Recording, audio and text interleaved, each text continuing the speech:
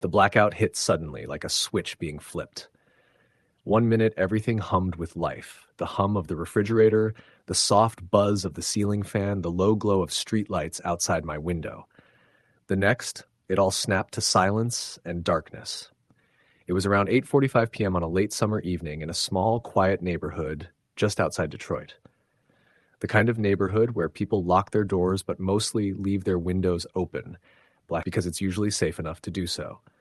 I remember because I was sitting on my living room couch, scrolling through my phone, waiting for the evening news to come on.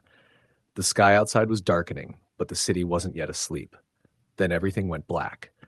The power outage wasn't partial, it was total. No lights, no street lamps, no cars passing by, just an unnatural stillness. At first, I thought maybe it was the grid failing or some kind of scheduled blackout, but nothing on the news said anything. I lit a candle, grabbed a flashlight from the kitchen drawer, and tried to keep calm. The heat that day had been relentless, and the lack of air conditioning made the apartment feel like a sauna. The silence was almost suffocating. Around 9 p.m., I heard it, a faint tapping sound coming from the window that faced the backyard. I froze. The tapping wasn't regular, more like hesitant, like someone trying not to be noticed. I convinced myself it was just a tree branch tapping against the glass in the light summer breeze. But when I checked, the branch was still. Then I heard the tapping again. This time, it was slower and more deliberate. I wasn't alone. I tried calling out, "Hello?" but my voice sounded too loud in the dark and no answer came back. My heart started to race. I grabbed the flashlight and crept to the window, peering out into the backyard. Nothing, but the gate was swinging slightly, as if someone had just pushed it and left it ajar. I backed away from the window, but as I did, I heard footsteps on the gravel driveway. Slow, dragging steps. They weren't coming from the street, but closer, just outside the sliding glass door that led to the patio. I grabbed my phone, which was useless with zero battery, then the flashlight, and moved toward the door as quietly as I could. The flashlight barely illuminated the edge of the patio, but I could see faint shadows moving. Suddenly, a cold gust of wind blew through the cracked door, extinguishing the candle I had lit earlier. The apartment went darker still. My flashlight flickered once and died. The footsteps stopped. There was nothing but the sound of my own breathing. I thought about calling the police, but no signal, no power, no way to contact anyone. I stood there frozen, the silence pressing down like a weight. Then the door handle rattled gently, as if someone was testing it. I didn't want to look, but I had to know. I raised my hand, reached for the door, and locked it securely. The rattling stopped. Minutes passed. Then a faint voice whispered, "Let me in." It was soft and hoarse, like it came from somewhere far away, but somehow right next to me at the same time. I backed away toward the kitchen, grabbed a large knife from the block, and sat down on the floor near the door, listening. The voice came again. "Please." I wanted to scream, to run, to hide, but I was paralyzed. Suddenly, the front door's old lock clicked. Someone was inside the house. I didn't hear the door open, just the click of the lock disengaging. My heart pounded so loud I thought it would burst. I stayed silent, clutching the knife. The footsteps moved inside, slow, heavy steps. They were coming toward the living room. I scrambled to the back door and tried to open it. It was locked. I was trapped. The footsteps stopped just outside the living room, then a soft, raspy breathing. I whispered, "Who are you?" No answer. The breathing grew heavier. A shadow moved across the living room window. Suddenly, the lights flickered on. Power restored. I turned on the ceiling light and saw no one. No footprints. No signs of entry. The front door was locked from the inside. The sliding door to the patio was locked. No windows were open. I called the police. They came, searched the house, found nothing. No one was ever caught. But I know what I heard. I know who was there. That summer night, when the blackout swallowed everything, someone came into my house. They left without a trace, except for one thing. The faint whisper that lingers in my ears every time the power goes out. "Let me in." Story the end. The summer of 2019 was one of those blistering, humid stretches in New York City where even the subway seemed to bake underground.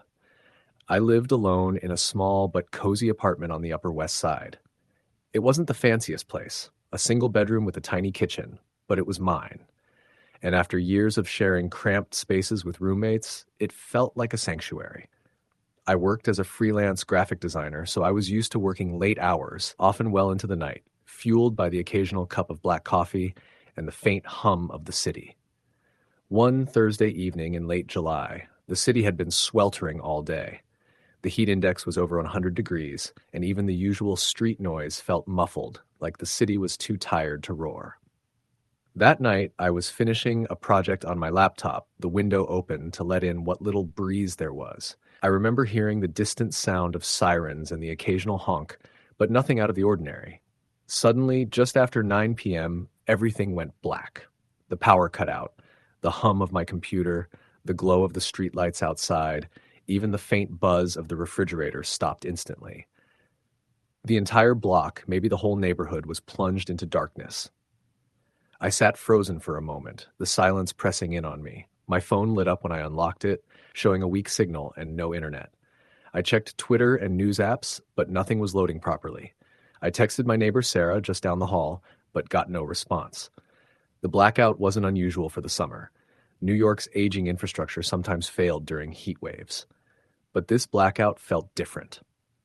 I grabbed my flashlight and moved to the window, peering down at the street. It was eerily quiet. No cars, no pedestrians, no street lamps, just dark buildings stretching down the block like abandoned tombstones. I debated whether to leave my apartment and head to a convenience store or cafe that might have power, but the heat outside was suffocating. I decided to stay put, hoping the power would come back soon. About 20 minutes in, I heard a low, rhythmic tapping at my front door. At first, I thought it was just the wind, but then it started again, deliberate and slow. Tap, tap, tap. I froze. I wasn't expecting anyone. It was past visiting hours for my neighbors, and most people would be at home or out of the city for the summer. I crept over to the door and peered through the peephole. Nothing, just blackness. I opened the door a crack, flashlight in hand, and called out, "Hello?" No answer. Just the quiet hum of the city, or what little remained. I closed the door and locked it. Then I heard it again, tapping, but this time on the window facing the fire escape. I shined my flashlight toward the window. Nothing. I stood there, heart pounding, trying to shake off the feeling that something was watching me. I grabbed my phone again, but the battery was dropping fast without power, and the signal was spotty. Suddenly, the lights from the other side of the street blinked on, just for a second, then off again. I saw a figure standing there under the flickering streetlight, silhouetted in black. My breath caught in my throat. I couldn't make out details, but it was tall and still. Then it moved, slowly, sliding into the shadows. I called out again, but the street was silent. I decided to call Sarah again. No answer. I texted my brother in another borough, told him about the blackout and the figure. He told me to stay calm and try to conserve battery. Minutes passed. I sat down in the dark living room, flashlight by my side. Suddenly my phone buzzed. A text from an unknown number. "Let me in." I jumped up, scanning the room. I locked the door again. I replied, "Who is this?" No response. Then the power flickered for a moment, the entire apartment flooded with a harsh white light. I looked around. No one there. Then the phone buzzed again. "Why don't you open the door?" I sat frozen. I thought about calling 911, but my phone had no signal. I tried to calm down. Hours passed. The temperature inside the apartment was rising. I decided to sleep, hoping everything would be back to normal by morning. At around 3 a.m., I woke up to the sound of the door handle rattling. I froze. My mind raced. I was alone in a fourth-floor apartment. The rattling stopped. I got out of bed, flashlight in hand, and crept to the door. No one there. I checked the windows, all locked. I went back to bed, heart pounding. At dawn, the power came back. I left my apartment and called the police to report the strange messages and the figure. They found nothing. I moved out a week later. I never found out who was behind those texts. Sometimes when the power flickers, I still get a chill. Story the end. The power outage hit just after sunset. It was the middle of July, and the oppressive summer heat was already making the air heavy inside my apartment.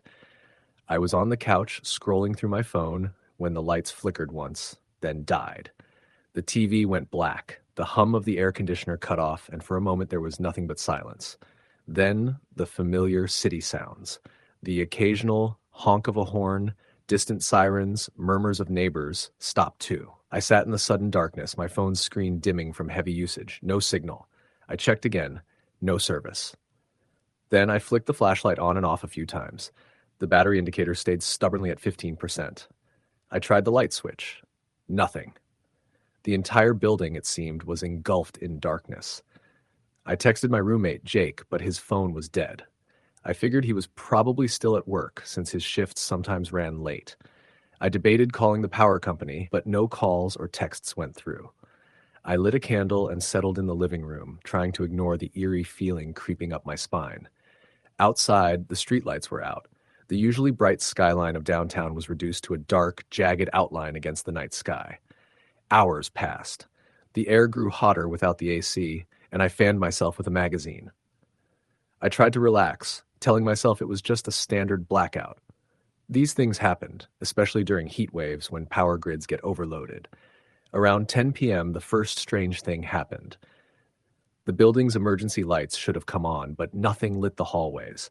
In fact, the corridor outside my apartment was unnervingly dark. Usually I could hear footsteps or voices from other apartments, but tonight the silence was absolute. I stood in the doorway, peering into the hallway. No sounds, no shadows, nothing. I took a deep breath and grabbed my flashlight. I decided to check the fuse box in the basement, hoping it was a localized issue. I stepped into the hallway, and the smell hit me first. A faint scent of something metallic, like rusted iron mixed with burnt wires. It was unsettling, but I brushed it off. I locked my door behind me and walked down the stairs, the beam of my flashlight trembling slightly. The further I descended, the heavier the silence became, as if the building itself was holding its breath. At the basement door, the handle was warm to the touch, which was odd because the building usually felt cold at night. I pushed it open and entered the maintenance room. The darkness inside was thick, swallowing my flashlight's beam quickly. I found the fuse box and opened the panel. Several fuses had blown and the wires inside were charred. It looked like a fire had sparked here, but there were no signs of smoke or flame anywhere else in the basement. Suddenly, a soft tapping sound echoed somewhere behind me. I froze, listening. The sound repeated, light, uneven tapping, like fingernails drumming on concrete. I spun around, flashlight darting through the blackness, but the room was empty. My heart hammered in my chest. I convinced myself it was a rat or a loose pipe. I finished resetting the fuses and went back upstairs. The building was still silent, still dark. I was about to call Jake when the tapping started again, this time closer. It came from the ceiling above me. The old building had wooden floors, and I knew footsteps sometimes sounded amplified, but this was different. Slow, deliberate taps in a rhythm I couldn't place. It went on for several minutes, then stopped abruptly. I texted Jake again, hoping he would respond. Nothing. At midnight, the temperature in the apartment soared. The air was suffocating, stale. I tried opening windows, but the night air was thick and motionless. Not a breeze stirred. I sat on the couch, trying to distract myself by listening to a podcast on my phone. But then the screen froze. The battery dropped to 0 instantly. I looked up, and the silence was broken by a faint whisper. At first, I thought I was imagining it. The city's usual noise was gone, replaced by a heavy, unnatural quiet, so soft a person could barely hear it. But there it was again, a breathy voice, barely audible, saying something indistinct. "Hello?" I called out. Nothing but the whisper again. I grabbed my phone and pressed the flashlight app, but it refused to turn on. The screen remained black. Panic began to rise. The whispers became voices, overlapping, incoherent, like a crowd speaking just out of understanding. Then the tapping returned, this time against the walls of my apartment. Slow, rhythmic, coming closer. I ran to the front door, locked it, and shoved the deadbolt into place. The tapping stopped. I waited, breath ragged, listening for footsteps or movement, but the apartment was silent again. Suddenly, the lights flickered. For a split second, I saw a figure in the hallway outside the door, a dark silhouette, tall and still. I slammed the door shut, pressing my body against it. "Jake, is that you?" No answer.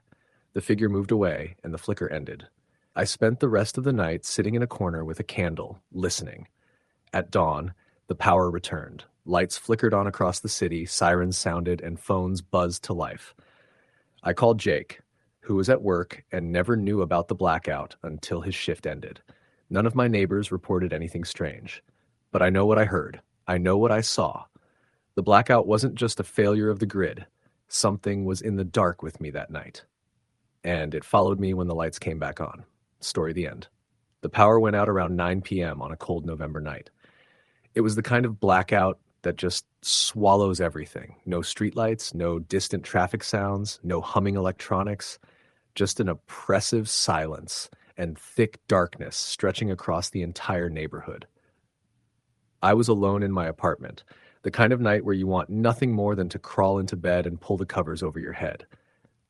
But I had to work the next morning, so I figured I'd at least try to get some reading done by candlelight.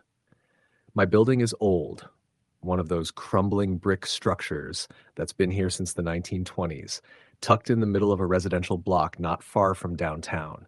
It's usually quiet except for the occasional siren or dog barking. I'd just settled into the worn-out armchair near the window with my book when the power cut out. The lights flickered twice and then died completely. I lit a candle from the emergency kit I keep in the kitchen and sat back down. The street outside was unnervingly dark. No cars, no people, no lights. I could barely see the outline of the trees lining the street. My phone battery was already low, so I put it on airplane mode to conserve what little power it had left. That's when I heard it. A soft tapping noise coming from the other side of the room. I froze. It wasn't loud, just enough to hear over the pounding of my own heartbeat. Tap, tap, tap, slow and deliberate. At first I thought it was the old radiator creaking or maybe a branch tapping the window in the wind, but it didn't stop. It was coming from the wall next to me, the one separating my apartment from the vacant unit next door. I tried to tell myself it was nothing, but the tapping kept going, slow and rhythmic, almost like a code. I leaned closer to the wall, trying to hear anything beyond the tapping, voices, footsteps, breathing, but only silence. The candle flickered. I blew it out quickly and sat back in the darkness, my eyes adjusting to the blackness. The tapping stopped. I breathed a sigh of relief, telling myself I was just being paranoid. After all, blackouts always play tricks on your mind. I pulled out my phone to check the time. 9:42 p.m. Suddenly, the tapping returned, louder this time. Tap, tap, tap. But now it was moving along the wall like something was walking behind it. I could almost hear the faint scuff of shoes on the other side. I jumped up and moved to the door, locking it with trembling hands. My mind raced. The vacant apartment next door had been empty for months. The landlord said no one was renting it because of mold problems. But what if someone was in there? I took a deep breath and walked over to the window. The blackout extended far beyond my building. Not a single light in any direction. The street was empty and silent. Then I heard it again, a soft, slow tapping, but this time from the front door. Tap, tap, tap. I didn't want to look. I didn't want to know. But the tapping continued, slow and deliberate. Then it stopped. I forced myself to peer through the peephole, but there was nothing. The hallway outside was pitch black, no flashlight or candlelight. I whispered, "Hello?" But my voice barely carried. Suddenly, a low, guttural growl came from the hallway. It was deep, animalistic, but no animal I knew lived in the building. I stumbled back, heart hammering. Then silence. I sat on the floor, pressing my back against the door, clutching my phone like a lifeline. Minutes passed. I debated calling 911, but knew they wouldn't come out for a power outage complaint, especially at this hour. The tapping started again, this time on the ceiling above me. Tap, tap, tap. And then the growl returned, louder and closer. I covered my ears, rocking back and forth, trying to block out the sounds, but it was impossible. Suddenly, the front door handle rattled violently.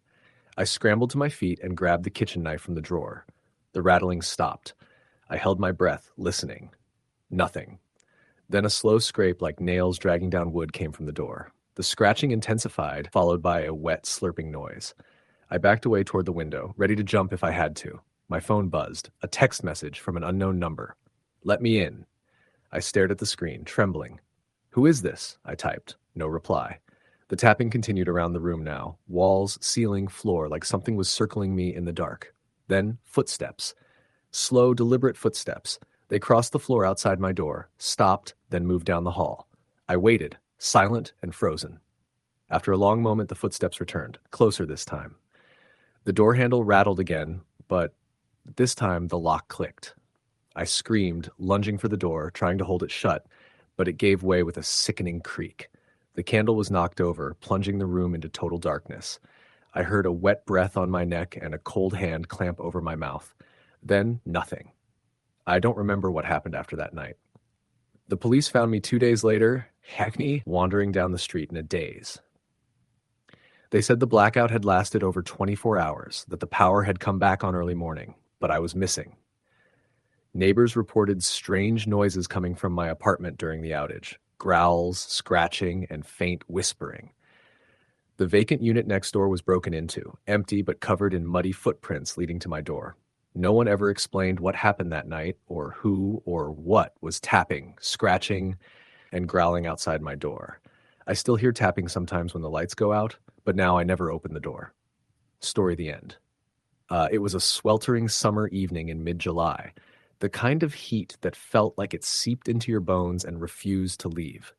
The air was thick and still in my small apartment on the third floor of a building in a quieter part of the city. I lived alone, having moved here about 6 months earlier for work. I was used to the noises of the city, the distant hum of traffic, occasional sirens, the murmur of voices drifting in through the windows. But this night, all that changed in an instant. Around 9:30 p.m., I was sitting in my living room, scrolling through my phone, trying to distract myself from the oppressive heat. The power cut out suddenly, no warning, no flicker, just an immediate plunge into darkness. The ceiling fan stopped spinning, the lights went out, the hum of the refrigerator died, and the room felt instantly hotter. I sat frozen for a moment, the silence suddenly so loud it made my ears ring. I checked my phone. The screen was still lit, so I texted a neighbor to ask if they were out of power too. No response. I tried calling, but the cellular network was spotty at best. I stood and went to the window. The streetlights outside were dead. The street was pitch black, except for the occasional glow of a flashlight beam. People were milling about, some holding candles or phones as makeshift lanterns, trying to figure out what was going on. I tried to calm myself and lit some candles I'd luckily kept around for emergencies. As the flickering flames cast long shadows on the walls, I settled back onto the couch, feeling the sweat bead on my forehead and drip down my neck. The silence was unsettling. No cars, no distant chatter, just an oppressive quiet that made the hairs on the back of my neck stand up. After a while, I heard what I thought was a distant rumble, like a low growl coming from the street outside. I opened the window slightly to listen more carefully, but the sound stopped abruptly. Maybe it was the wind or some passing vehicle. Still, it unsettled me. I locked my front door and double-checked the windows. Everything was secure, but the sense of being watched settled in like a cold weight. About an hour later, as I was pacing my apartment trying to stay calm, I noticed something out of the corner of my eye, a faint movement near the window across the street. There was a figure standing just inside the darkness of a nearby apartment building's window, staring directly at my place. I blinked, rubbed my eyes, but the figure remained. A man, or at least it looked like one, standing still, his face indistinguishable in the dark. I closed the curtains quickly, heart racing. The temperature seemed to climb, the air growing thicker with every passing minute. I grabbed my phone and tried again to call the electric company, but there was no signal. I was alone, trapped in the dark. Suddenly, the sound of footsteps echoed in the hallway outside my apartment. They were slow, deliberate, each step measured and heavy. My blood ran cold. I wasn't expecting anyone. I hadn't given a spare key to anyone. The building was usually quiet at night. The footsteps stopped right outside my door. I held my breath, clutching a metal kitchen utensil for whatever it was worth. Then, I heard the softest tap on the door, 3 quick knocks. I didn't answer. The knocks came again, then silence. The hallway was still. I forced myself to peer through the peephole. The hallway was empty. No sign of anyone. Maybe it was a prank, or maybe someone had been standing just beyond the range of the peephole. I shivered and backed away from the door. Trying to distract myself, I walked to the kitchen to grab a glass of water, but the fridge was dead silent, warm inside. I flicked on my phone's flashlight and started scanning the apartment. That's when I saw it. a muddy footprint on the doormat inside the entryway. I never go outside barefoot, and I was sure I hadn't left the door unlocked or open. My heart pounded harder. I called the police to report the break-in, or at least the attempted one, but they said with the blackout, their resources were limited, and they couldn't dispatch anyone immediately. They advised me to stay somewhere else if I felt unsafe. I stayed up all night, clutching my phone, listening to every creak and groan in the old building, waiting for dawn. When the sun finally rose, the power flickered back on. The air conditioning kicked in, and the hum of the city returned. I called a locksmith to change the locks and spent the next few days at a friend's place. I told myself I'd imagined the whole thing, that maybe the footsteps and taps were just my mind playing tricks in the dark. But then, one night, a few weeks later, another blackout hit the city. This time, I was ready. I had moved the couch so I could see the door from the window. I kept my phone charged and a flashlight next to my bed. But the oppressive heat came back, along with that same suffocating silence. Around midnight, I heard the footsteps again, slow, deliberate, echoing in the hallway. The knocking followed, soft and measured. I held my breath, fingers trembling, heart racing. I didn't open the door. When the power came back on the next morning, I found another muddy footprint on the mat, fresh and unmistakable. It was clear someone was watching me, waiting. I reported it again, but no one could do anything. The police suggested maybe it was a prankster, but this was different. I knew it. I decided to install a security camera outside my door, one with night vision and motion detection. The next blackout happened 3 weeks later. I had the camera recording. That night, I watched from across the hall as a figure approached my door, hands in pockets, moving silently. The figure stood beneath the dim emergency light in the hall, face obscured by shadow. The figure reached out and slowly rapped on the door, 3 times, then paused. Then 3 more times. A pattern. Then he stepped back, raised a hand in a slow, deliberate wave. I caught my breath, heart pounding. The figure turned and disappeared down the hall. The next day, I reviewed the footage and showed it to the police. No one recognized the man. No fingerprints, no ID, just the same unsettling figure, haunting the building during blackouts, watching, waiting. Eventually, I moved out. I still get nightmares about that heat and the silence and the footsteps that come knocking when the lights go out. Because sometimes, when the world goes dark, so does something else, something watching, waiting. Story, the end. The power outage hit just after dusk on a late summer evening. The sky had been dimming gradually, the kind of fading light that makes you realize the sun's about to disappear, but doesn't quite vanish yet.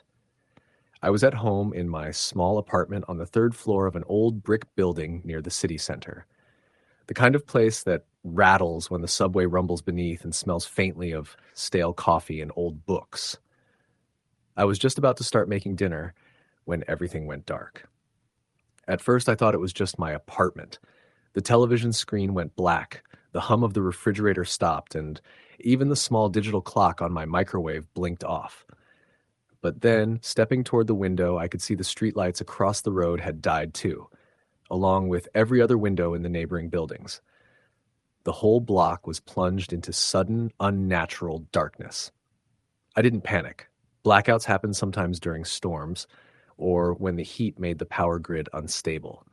But this one was strange because the air outside was still warm. The city quiet except for the usual distant sirens and occasional car passing by. No thunder, no rain, no obvious cause. I lit a few candles I kept for emergencies and settled onto the couch, pulling a blanket over my legs. My phone was nearly dead, but I plugged it into a portable charger and hoped for the best. The screen glowed faintly in the dim room, but the signal was weak, just enough to send a few texts to friends and family to check if they were also affected. Most people confirmed the outage was widespread. Power had gone out across multiple neighborhoods, and no one seemed to know when it would come back. The utility company hadn't yet issued any announcements, which was odd. Usually, they'd be quick to reassure people in emergencies like this. Hours passed. I tried to read by candlelight, but soon gave up, the flickering flames making the words swim on the page. Instead, I sat in the dark, listening. The silence in the city was eerie. No blaring TVs, no music, barely any voices. Even the usual hum of nearby refrigerators was gone. Then I noticed something else, a faint tapping at the window. It was rhythmic, slow, deliberate. 3 light taps, pause, 3 light taps again. I froze. My apartment window faced the narrow alleyway between our building and the next. I crept toward it, careful not to knock over the candle.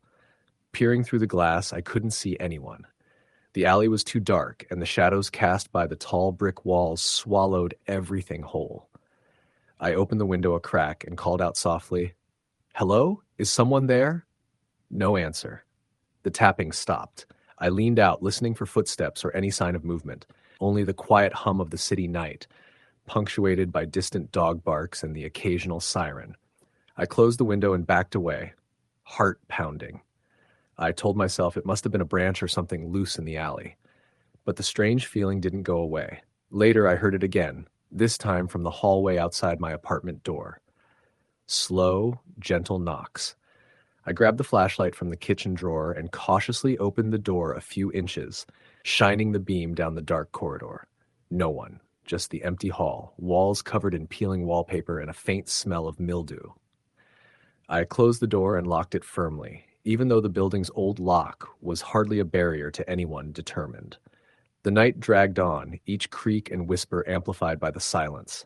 At some point, the knocking started again, louder, more insistent. This time, it came from inside the apartment.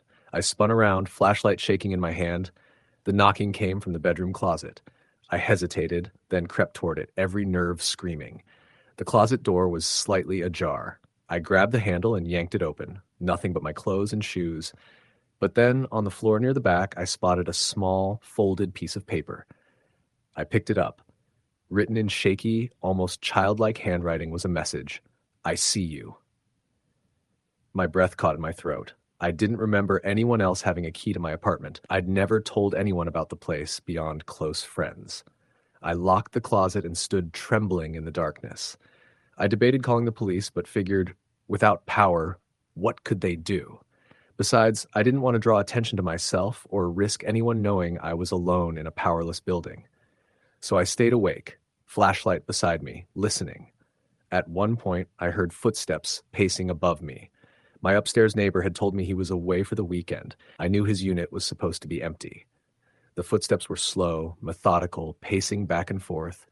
Then a sudden thump, as if something heavy had dropped. I called out, "Hey, is someone up there?" No response. The footsteps stopped. The apartment went silent again. Morning came slowly, the faint light outside seeping through the window. The power was still out. I decided I had to check the rest of the building. I opened my door, peered into the hallway. The emergency lights flickered weakly, but offered some illumination. I walked downstairs. As I passed the second floor, I noticed the door to apartment 2B was wide open. Strange, because it belonged to an elderly woman who was usually very careful to lock up. I called out, "Mrs. Harper? Are you here?" No answer. The door creaked as a breeze pushed it slightly. I stepped inside, my heart in my throat. The place was empty. No sign of anyone. Even stranger, the lights were on inside, powered by a backup generator the building had, but which I didn't know was active. I felt a cold chill and hurried back out. Downstairs, the lobby was empty. I fumbled with the building manager's phone number and finally got through. "Has anyone been in the building overnight?" I asked. "No," she said. "All tenants reported they left town or were somewhere else." "I'm worried someone might have broken in." She promised to send a security guard over. A few hours later, the power finally came back. I felt relief flood me, but also dread. The night had changed something. When I returned to my apartment, I found the closet door wide open again. Inside, on the floor, was another note. This one read, "Don't look outside." I didn't know if I should laugh or cry. That night, I stayed with a friend. The next day, the building superintendent found no signs of forced entry. No footprints in the alley, no fingerprints on windows, just the faintest smudges on my bedroom window. Smudges that looked like the shape of a hand. No one believed me. I moved out a week later. And even now, whenever there's a sudden blackout, I find myself checking the windows, wondering if the tapping will start again. Story, the end. The heat wave had been relentless that summer in my hometown, a small city in the Midwest where storms could roll in suddenly, dragging the temperature down as quickly as it had climbed. It was late August when it happened. The blackout that I still think about almost every day, even though it was years ago now. I had just gotten home from work late that night, around 11 p.m. I worked at a local grocery store, doing the overnight stocking shift, and the long hours had been wearing me down. But this particular night was quiet. No customers, just the fluorescent buzz and the beeping of scanners. I clocked out, got into my aging car, and drove the 10 minutes home through the empty streets, streetlights flickering, and the sky thick with clouds that promised rain. When I pulled into my apartment complex parking lot, the whole place was dark. No lights from the street lamps or the building. It was strange. I thought maybe it was just my building, but when I looked around, the entire block was blacked out. I grabbed my keys, fumbled for the flashlight on my keychain, and headed inside. The lobby was pitch black except for the glow of the emergency exit signs. I fumbled along the wall to the stairwell because the elevator was out. The hallways were suffocatingly dark, the silence deep, except for the faint hum of the city just beyond the windows. I lived on the third floor in the corner unit. I unlocked the door and stepped inside. The first thing I noticed was the oppressive heat. The power outage meant no AC, and the humid August air clung to my skin. I set down my bag, checked my phone. No signal. No Wi-Fi. Just dead. I sighed and decided to wait it out.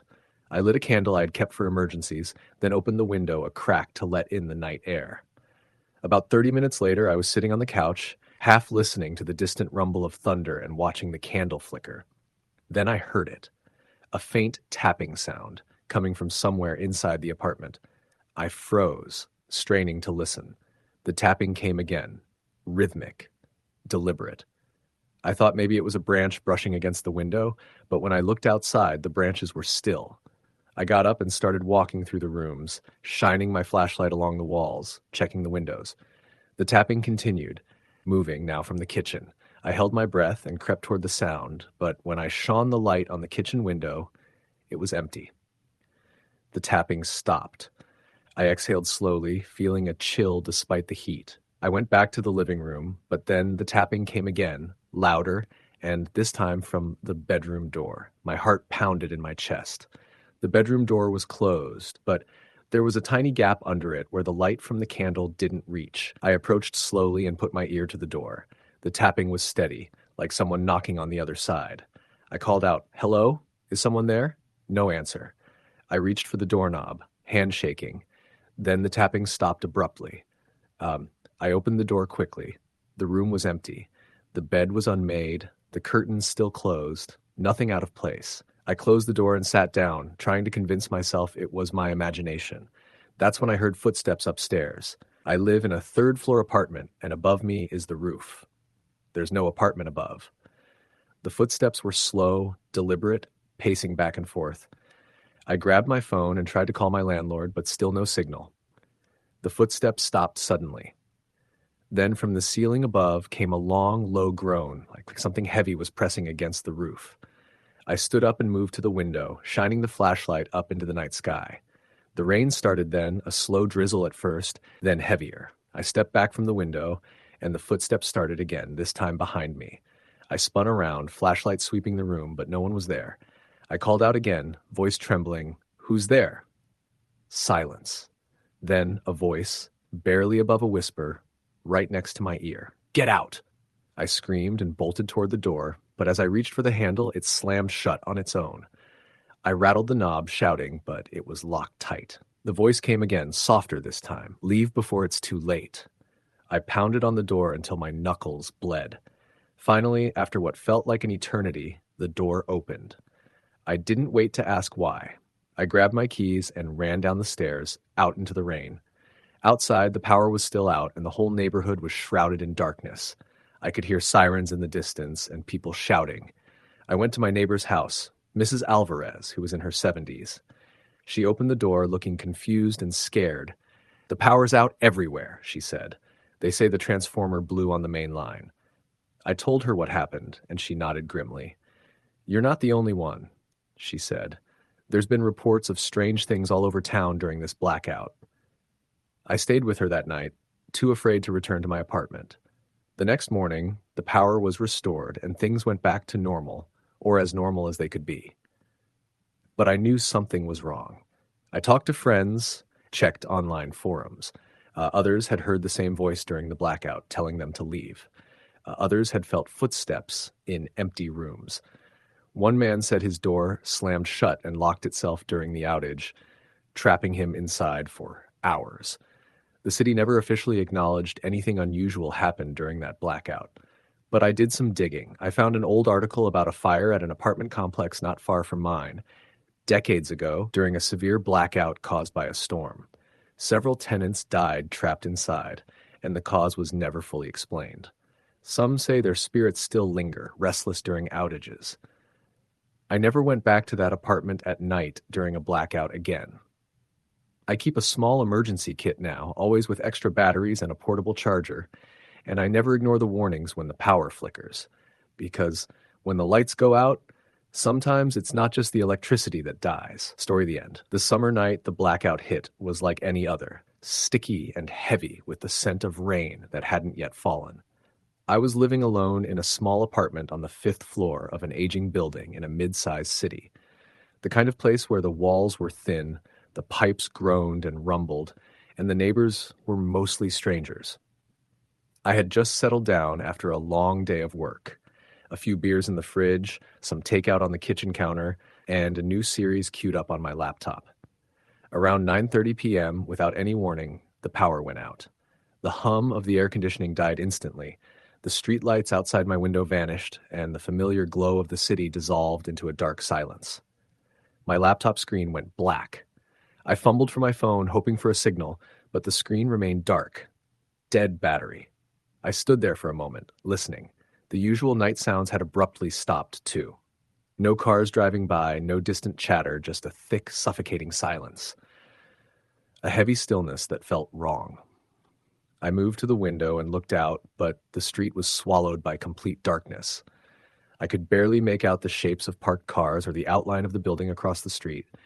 The air felt colder now, even though the night was warm. I grabbed a flashlight from my kitchen drawer, an old one, the kind with the dim yellow beam, and turned it on. The beam flickered as I walked to the hallway. The building's emergency lights didn't come on. That was unusual.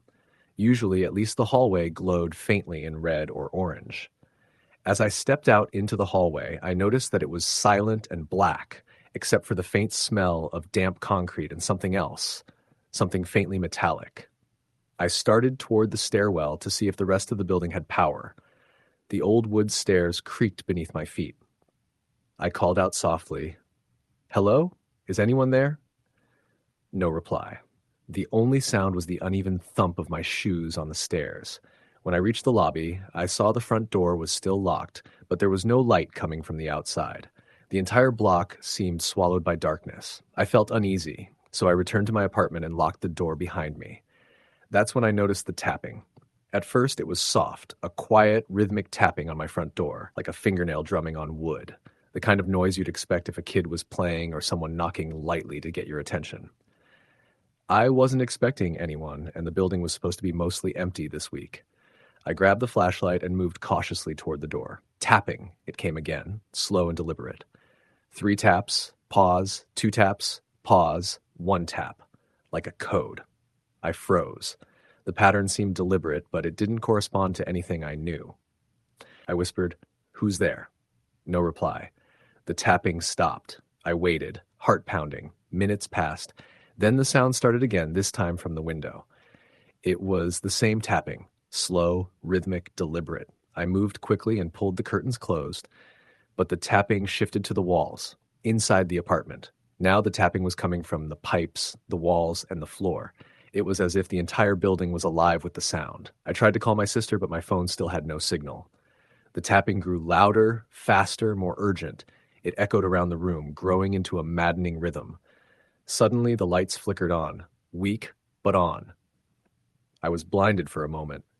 When my eyes adjusted, I saw the front door was wide open. I don't remember unlocking it. Panic gripped me as I looked down the hallway. The shadows there shifted, like something was moving just beyond the edge of the light. I called out, but no answer. I grabbed a kitchen knife and edged toward the door. As I reached it, a cold wind blew through the hallway, extinguishing the weak lights again. Darkness swallowed everything. I could hear breathing. Slow, heavy, deliberate. I backed away, heart hammering. Then I heard footsteps, slow, heavy steps coming toward me from the hallway. I screamed and slammed the door shut, locking it behind me. I collapsed against it, trying to calm down. Minutes passed. No sound. I took out my phone again. It flickered on for a moment, showing 5% battery, then died. I sat in the dark, listening to the silence. Then, faintly, I heard a whisper. Not human. More like wind through the pipes, but the words were clear enough. "Let me in." The whisper repeated, closer, more insistent. I covered my ears, shaking. I heard a soft scraping sound from the other side of the door, then a long, slow drag, like something heavy being pulled across the floor. I ran to the window and looked outside. The street was still dark and empty. No one there. I pulled the curtains tight. The whispering stopped. The tapping returned, now directly on my bedroom window. I turned the flashlight on and pointed it at the window. There was nothing there.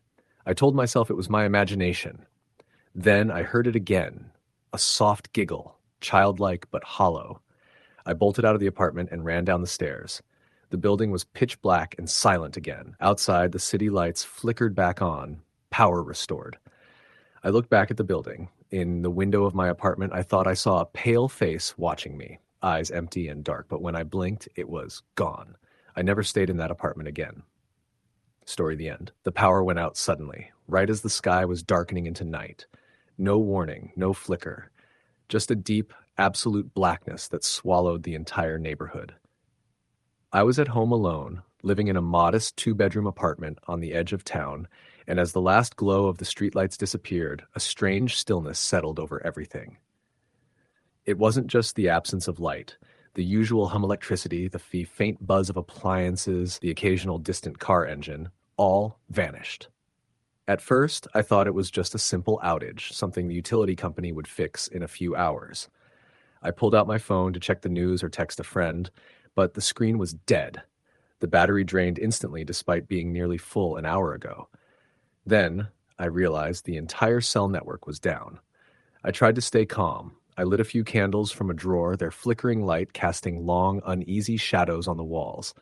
But something about the darkness outside felt wrong, oppressive. The blackout stretched far beyond my building. Through the window, the city was completely dark, except for the occasional flicker of candlelight or flashlight beams from neighbors checking on one another. But I was alone. My girlfriend was out of town visiting family, and my roommate had moved out the previous week. I had just moved in myself a month ago.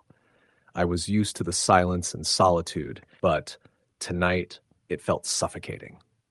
About an hour into the blackout, the silence was broken by a faint scratching sound coming from the vent above the bedroom door. It was soft at first, almost like nails scraping the metal, but then it became more persistent. I tried to tell myself it was just a raccoon or a squirrel, trapped somewhere in the building, but the sound was rhythmic, too deliberate. I grabbed my phone flashlight despite the weak battery and shone it up toward the vent, but the beam caught nothing. No movement, nothing but shadows. That night, sleep didn't come. I stayed awake listening. The scratching stopped after about 15 minutes, but then a slow, deliberate tapping started on the window. Tap, tap, tap. I froze, the hair on the back of my neck standing up. My apartment was on the 3rd floor. There was no way someone could be tapping there without being seen. I hesitated, but turned the flashlight toward the window. Outside, I saw nothing but the black emptiness of the street below, except for a figure just across the road, standing perfectly still in the dark. I blinked, and it was gone. My heart pounded in my chest as I backed away from the window. I locked the door, double-checked all the windows, and tried to tell myself it was my imagination.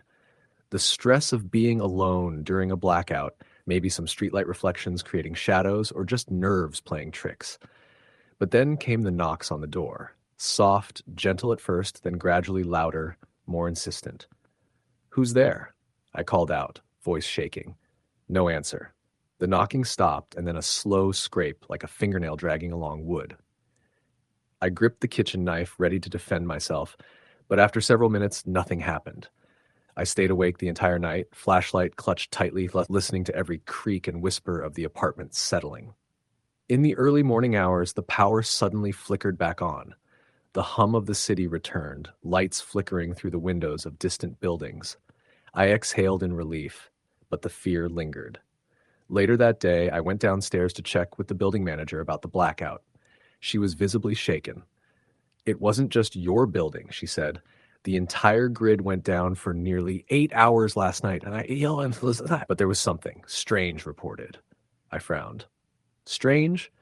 A few tenants reported hearing noises, scratching, tapping, and someone knocking on doors, she said quietly.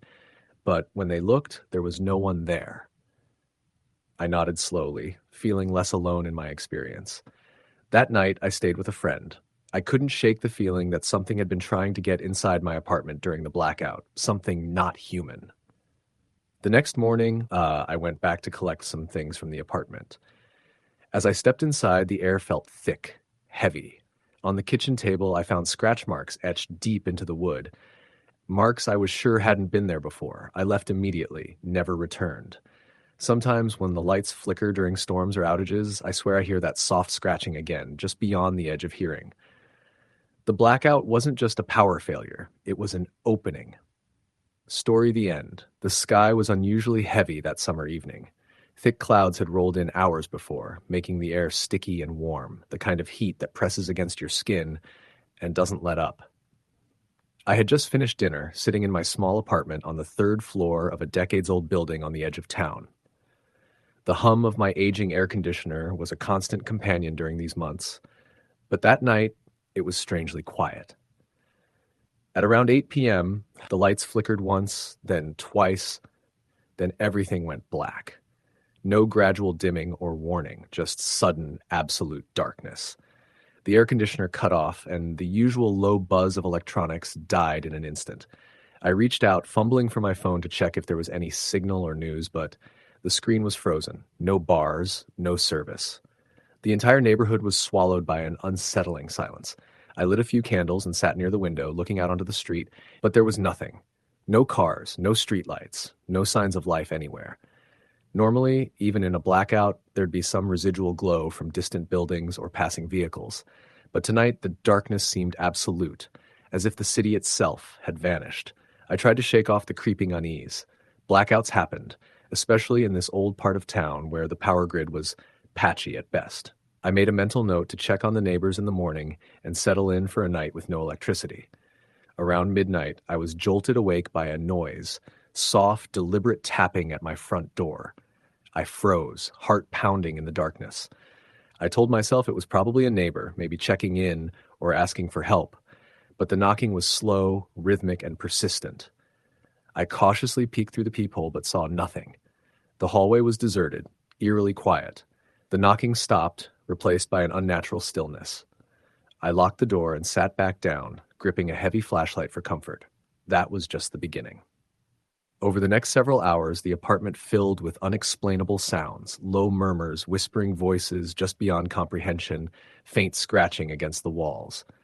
At one point, I heard footsteps pacing outside my door, heavy and slow, as if someone or something was deliberately stalking me. I tried to convince myself it was my imagination or the building settling, but deep down, I knew something was wrong. The next day, the blackout was still ongoing. My phone still had no signal. The refrigerator, now without power for nearly 24 hours, started to emit a faint, sour smell. Outside, the streets were deserted. No emergency services, no news crews, no crowds gathering in panic. It was as if the city had been abandoned overnight. I went out to check on my neighbors, but most doors were locked. A few windows were cracked open, but no one was home. On the corner, a discarded newspaper lay soggy in a puddle, dated 2 days ago. That was strange. It meant no deliveries or communication since then. A man across the street, who I vaguely recognized, appeared from the shadows and called out, "No one's coming. No help is coming." I asked him what he meant, but he just shook his head, eyes wide with fear. "We're cut off." As night fell, the strange phenomena escalated. Shadows moved just beyond the edge of my vision. Figures, too tall and gaunt to be human, loomed silently near street corners and in alleyways. Their eyes glowed faintly, reflecting the darkness itself. At home, I sealed the windows and doors as best I could. The whispering voices returned, louder this time, seeming to come from inside the walls. They spoke in a language I didn't understand, words that sounded like an ancient chant. The knocking came again, this time on every door in the building. Slow, measured, and unrelenting. I stayed awake, flashlight in hand, listening as the knocking turned into pounding, then into silence. By the third day, the air inside was thick with a choking heat. Food was spoiling, water scarce. I rationed what little I had, but exhaustion and dehydration were creeping in. Neighbors who I had seen days before were gone. Doors left open, belongings abandoned, but no sign of where they'd gone. The city was a ghost town. At night, the figures came closer. I glimpsed one outside my window, its elongated limbs stretching unnaturally, face hidden in shadows except for those glowing eyes. It stared at me without blinking, then vanished. I'm not sure how many days have passed now. Time has lost meaning. The world outside has become a prison of darkness and silence, punctuated by those watching figures and the endless knocking. I have no way to know if anyone else is out there or if help will ever come. Sometimes when the power flickers just briefly, I see faces at the edges of my vision. Faces distorted, pale, with hollow eyes staring. The blackout wasn't just a failure of electricity, it was the beginning of something else. Something waiting in the dark. I'm writing this now, hoping someone will find it. If you live in a place where the power suddenly dies and the world falls silent, don't stay. Don't look outside, and whatever you do, don't answer the knocking, because once the dark arrives, it never leaves. Story the end.